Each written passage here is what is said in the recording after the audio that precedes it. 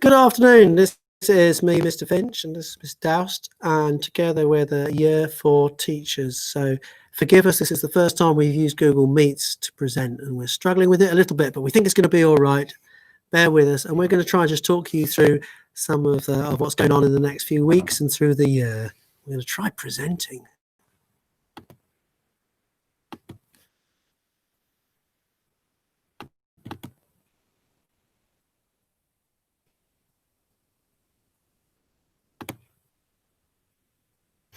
There we go.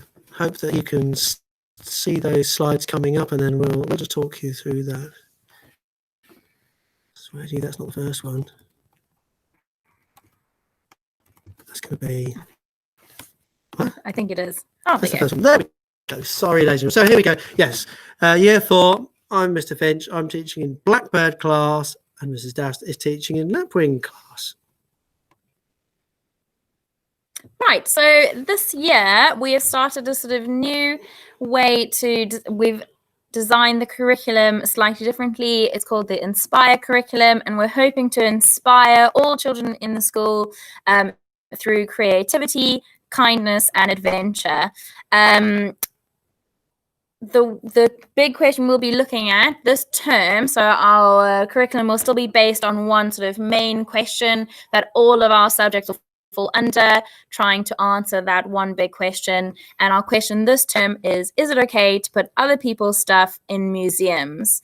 And we're still going to be looking at if something belongs to a different culture, is it okay to have it in one of our museums in the UK, or should it really be in that country for those people and that culture to be looking at and taking care of?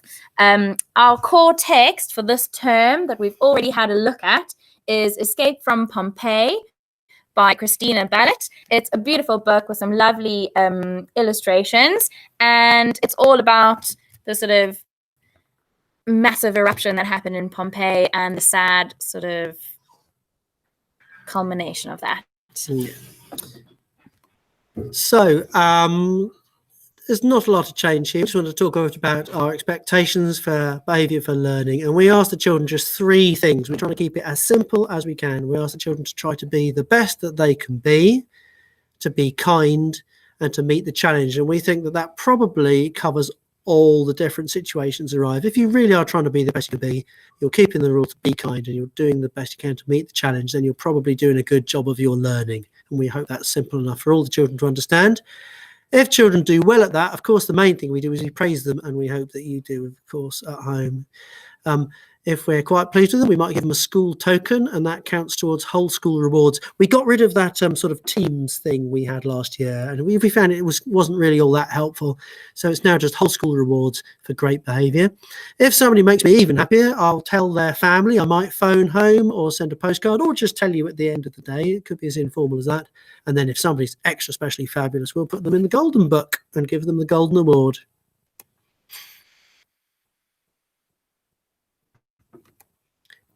Right, so our school day, the classroom door opens in the morning for settling in and registration. Different times for Blackbird and Lapwing. Blackbird slightly earlier at 8:30 and Lapwing 8:40.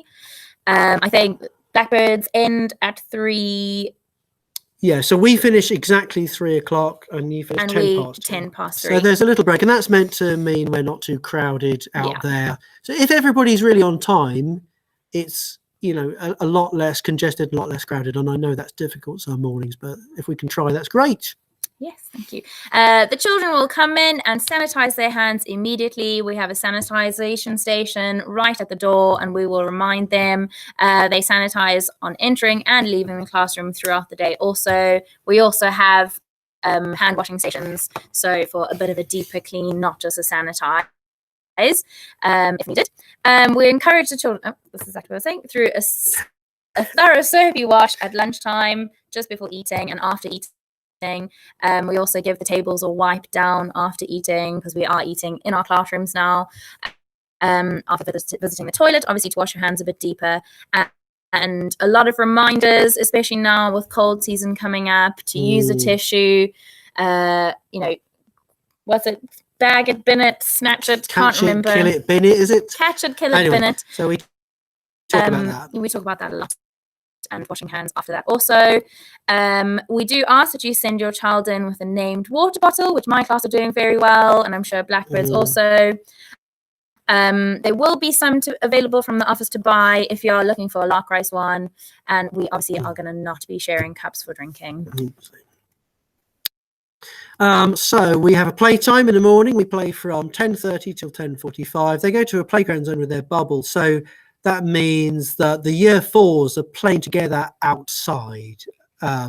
The year fours are never meeting inside. They're in separate classrooms, in separate bubbles. But once they're outside, the risk of infection is so low outside that we think it's nice that they can do that. They don't mix with the other year groups outside at the moment, and I imagine that will carry on until all this business is over. We'd love children to bring in a healthy snack. They kind of need it mid-morning. When we say a healthy snack, we pretty much mean a piece of fruit. Cereal bars sound a good idea. Almost all of them have got nuts in, and we have children with really serious nut allergies. We have a member of staff with a life-threatening nut allergy. So we do say, please, when we say healthy snack, we pretty much mean a piece of fruit, and we certainly don't mean crisps. We certainly don't mean a chocolate bar. So please do send a healthy snack. The best healthy snack of all is probably that banana, isn't it?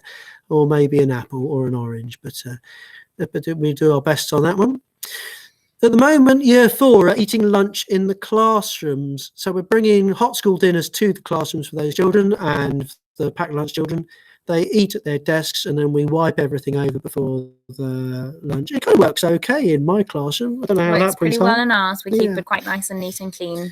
I really wasn't looking forward to it at all, but actually it's been fine, and we do clean up carefully afterwards. I think the children quite like it because it's a bit calmer than it was in the big noisy hall. A lot more calm, definitely. Yeah. And they stay out. They stay inside for about half an hour, something like that. When they've all eaten and it's all packed up, they go to their playgrounds and have a half hour play outside. And then there it is. We've already said that. Classroom door opens for home time. My Blackbirds go home dead on 3. Lapwings go home 10 minutes later. And the more prompt we can be, the smoother that all happens and the least congested it gets. Right, so children can also bring in a bag daily with a healthy snack in and anything else they might need. So some of mine were talking about maybe needing a spare set of clothes. We do ask you to try keep that bag sort of minimally filled and really think of absolute essentials. Yeah, we could say some of the things they don't need to bring in. Don't need to bring in any Lego minifigures. No Lego minifigures. No toys. No Pokemon cards. No. No any spare books from home. Yeah. We've got a good book on us, I think. Book selections. Interesting items of the mother's jewellery is one that's we've seen that a few times. Not this year. So please, when trying not to bring anything really from home unless it's super essential. If that's okay with you, and we're not doing show and tell. If there's anything a child needs to bring in extra, then you can come and talk to the teacher, and we can maybe have a conversation about that. If your child needs to take any medication throughout the day, for example, an asthma pump, anything like that, you need to complete a form at the front office, and then bring the asthma pump and any spacers, any kind of accessories along. Name it, please, and we'll have it in our asthma pump boxes in the classroom, which we take with us when we're going outside for PE and stuff like that. PE we will have outside twice a week. Please bring in a named PE kit, something that you can entirely change into, so shorts or trousers, trainers, so you could just wear your trainers to school if you want on those days. Lark Rice t-shirts will be available soon. They'll let you know via parent mail when those are coming in. Otherwise, just for now, a normal t-shirt is fine. Don't stress too much about that. If you bring the PE kit in on Monday, then you can kind of have it on the peg until the Friday and take it home and give it a wash and bring it again in on the Monday. Lapwings PE days are Wednesday and Thursday. We are Tuesday and Wednesday. But we could need PE kit on another day if we're doing an outdoor activity or if we get caught in the rain. So it's better if it stays at school, and then we've got to change for other purposes too. So this is absence, and I think you've probably heard a lot of this. Children may have winter colds and coughs and sneezes, just like I was off last week with a horrid cold that was absolutely nothing to do with COVID. It was just a horrible cold. But it is important we keep them off. So the things we're particularly looking for in terms of COVID are the high temperature, a new continuous cough, a loss or change to the smell or taste. And most people with coronavirus have at least one of these symptoms. However, in children, the cough seems not to be so common, and the change to smell or taste seems to be not universal. And what really is universal is absolute, really deep fatigue and not being well. So it's hard to judge it. You need to be the judges, but this is important. So if you think you've got the symptoms, if you think there's a chance of that, maybe talk to us if you want. If you're not sure, it's hard to get a test. Please try. I know hopefully that will be getting better soon, getting quicker. I know how hard that is. We do need to isolate at home, and that means staying at home for 2 weeks. That means not seeing other people. It hopefully means that somebody can drop the shopping round. If you haven't got a friend or a relative who can do that, please just get in touch with us at school, because we would help with that. Of course we would. So we don't want you to feel you need to go to the shop to do your shopping. We want you to stay at home and isolate until you've had a test. So if you don't get a test, some people are isolating for 2 weeks, and that's harsh. And the child and the family would self-isolate. It's hard to talk about, and it's a scary thought, but we have got families who are self-isolating, and they're being responsible, and they're looking after themselves, and they're looking after the rest of us. So thank you, particularly if you're one of our families and you're watching this and you're isolating at the moment. Thank you for doing the responsible thing. And do keep talking to us and letting us know what's going on for you, so we can help. If there's any way we can, we'd love to do that. Now to home learning and blended learning. These are things that might unfortunately come into place soon, or we're not really sure when or if they will come into play. But we are really working hard on thinking about how we can do home learning and blended learning if we need to. So we're currently preparing to use Google Classrooms. We've all had a bit of a training session on that. In the event of another lockdown, we'll eventually use this for children who need to isolate for 14 days, as Mr. Finch was just talking about, so they can continue to access the learning that is happening in class and receive feedback from teachers. So we really still want to keep them learning as much as possible during their sort of isolation for 14 days while they are waiting for a test. We don't want them to miss any more school. Until Google Classroom is embedded, teachers would send home activities for any children who are under quarantine. So right now, we're just starting to sort of learn about Google Classrooms and then setting it up for each child. Each child will be given a Google address or a Gmail address that they can use for their school, and that's how you will sort of log on to the Google Classrooms. But as yet, we're still busy setting all of that up at the moment. Yes, and that was a project we were going to do this year anyway, before the whole COVID thing came along. So it's just taking us the way we were going, but be forgiving with us. It's a big job actually setting up for 450 children and 60 teachers and making sure that everybody can access the right bits for them.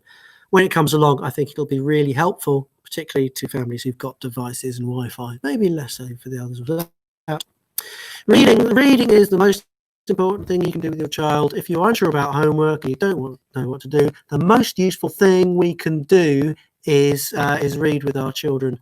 And that's not just hearing them read, it's also reading to them, and it's listening to them, and it's talking about it and asking questions. And what do you think is going to happen next? And I don't like him. And what do you think of that? I cannot tell you more. That's the best thing you can do for your child, is spend 10, 15 minutes, 20 minutes, if you got it, every day doing some reading. We've chosen diverse, high-quality core supporting text. So as they go through the school, hopefully they'll be getting really high-quality text right the way through. We can also recommend things to read at home. Right at the start of the school, we're using Letters and Sounds and Bug Club, and we're going to start sending home Bug Club readers from next week. We're really excited about that. We've got some really high-quality books that we'll be sending home, so that'll be a bit more interesting. You've also got Bug Club online, so if you don't have a lot of books at home, you can access Bug Club online. Ask the teacher if you're not sure. They should be able to get you with the login. Good stuff. Carrying on. More reading. Yeah, again, so it's just talking about encouraging them to develop a love for reading. So showing them every day that having some quiet time to read, and a little bit of one-to-one time with a parent or an adult or anyone really is always going to do them a lot of good and really help them in the future for school and learning and their success in the future. Children, so when we start giving out books, children will bring books home to share with you at least weekly. Those books are hopefully going to include aspirational or learning texts, so lessons to learn from them, morals and values that children will need your support to read and have a chat through. Maybe some really good conversations can come through those books. And then they'll also be sent home a book of their choice that they can sort of read independently. After the books have come back, we'll have a sort of system where we put the books in quarantine for at least 72 hours before they go home to anyone else's house to really make sure there's no spreading of germs. But maybe just helpfully keep your hands clean when looking at those books. And look after the books, please do. Yes, please. Okay, we're nearly done. There's some things coming up. There's a virtual coffee morning on the 25th of September at 9 a.m. I don't know what a virtual coffee morning is, but I expect you'll get an email to tell you. We've got Phonics Open Afternoon, more interest to children at Foundation Unit and Years 1 and 2 perhaps. There's Future Visions Google meeting. That's about looking forward to the future of the school and how we want it to go, so do get on that one. Grandparents coming in. I'm just reading it to you people. I'm sure you can read it yourselves. There's the Rainbow Run, which is going to be a video-based rainbow run. Each class will do their own rainbow run, interpreting it how they want to. We'll put it together in some mad video and put it over the Chariots of Fire music, perhaps. That'll be good fun. Middle school, that's us. Middle school is 2, 3, 4. So year 2, year 3, year 4. We're having a stay and learn until 10 a.m. on Tuesday 13th. That's next month. It's a few weeks away, which is lucky because we haven't thought about how that's going to work yet. We've got a virtual performance coming up. So if this was a normal term, year 4 would be doing a show to parents in the hall with the theatre lights and everything. And we can't do that, obviously. So we're making a video to show you, and we'll make that available. Hopefully it'll be a joyful thing and a funny thing to watch. It'll be all about the Pompeii work we've been doing with storytelling and dance and a bit of drama. Super, it should be fun. Maths open morning, great, particularly for any parents who are like unsure how to support their kid in maths. That'll be worth putting in the diary. And then there's a whole school open afternoon. Again, how are we going to do that? We don't know, but we'll figure something out. We want you to see the brilliant learning and to feel how happy it feels around the school and how secure we feel the children are. I think that is it. Oh, finally. We recognise educating a child is a team effort, and at Larkrise we value our relationship with parents and the wider community. We really, really do. Any issues, anything you'd like to talk to us about, please do approach us at the door for a quick word. If you sort of mention that you would like to speak to us about anything, then we might be able to give you a phone call at a separate time. We might not be able to speak to you right there and then, but we'll definitely phone you back and make sure we have that conversation with you. Any quick messages can be shared via parents at larkriseprimary.org. So if you want to send in an email, that could also be very helpful. Yes. Yeah, I think that says all that. Yeah. It says if you've got any help or special expertise with any of our topics, let us know. This term is all about the Romans in general, but particularly about the great eruption at Pompeii. So if you know something about that, maybe we could zoom you into the classroom for a Q&A or something. It'd be lovely. We can't invite you in, I don't think, not really, but we would love to zoom you in or Skype you in or however that works for you. That, ladies and gentlemen, is there. Let's try and stop presenting. Hopefully we'll go back to our meet. Hopefully. And there we are. So, well, thank you very much for listening to us read the PowerPoint to you. I'm sure there was other ways we could have done that, but that's what we did. Great to be working with your children and lovely to be part of this wonderful community. So thank you for listening. Do stay in touch and hopefully we will see you in real life before too very long. Yes. Okay. Have a good evening.